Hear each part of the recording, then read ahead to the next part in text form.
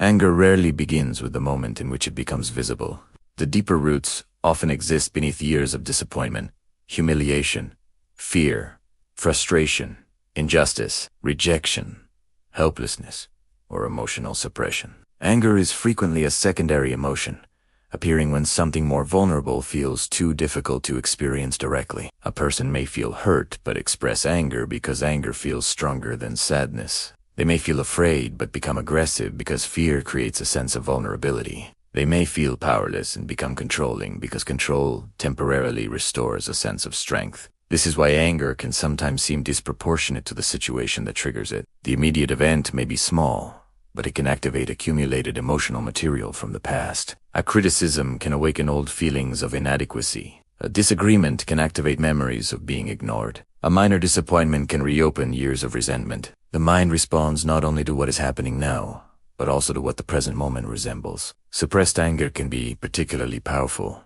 because emotions that are repeatedly denied do not necessarily disappear. They may become stored as tension, irritability, bitterness, emotional withdrawal, or sudden explosive reactions. A person may believe they are calm because they rarely express anger, while internally they are accumulating grievances that have never been processed. Eventually, the pressure may emerge through an intense reaction that seems larger than the original event. Anger can therefore become both a shield and a warning that something deeper has remained unresolved. The deeper psychology of anger involves boundaries, unmet needs, perceived injustice, and the desire to regain control. Anger often signals that something important feels threatened or violated. A boundary may have been crossed, a need ignored, an expectation broken, or a sense of dignity damaged. The emotion itself is not inherently destructive. It can provide energy to protect oneself, confront a problem, or make necessary changes. The danger begins when anger becomes the primary method of communication or emotional regulation. When a person learns that intimidation produces results,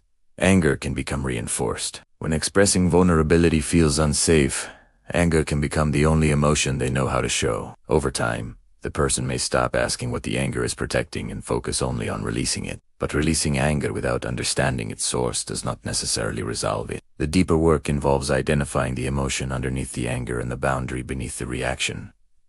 Sometimes the anger is protecting grief. Sometimes it is protecting dignity. Sometimes it is protecting a wounded sense of worth. Sometimes it is revealing that a person has repeatedly tolerated what they should have confronted earlier. Healing does not require eliminating anger. It requires learning to experience it without allowing it to control behavior. A person can recognize anger, pause before reacting, identify what has been violated, and choose a response that protects rather than destroys. The deepest emotional strength comes from being able to feel intense anger without becoming its instrument. Anger can become information instead of identity, a signal instead of a weapon. When the underlying wound is finally acknowledged, the need for constant emotional defense can weaken. The goal is not to become incapable of anger. It is to become capable of understanding what the anger is trying to protect and then responding from awareness rather than impulse.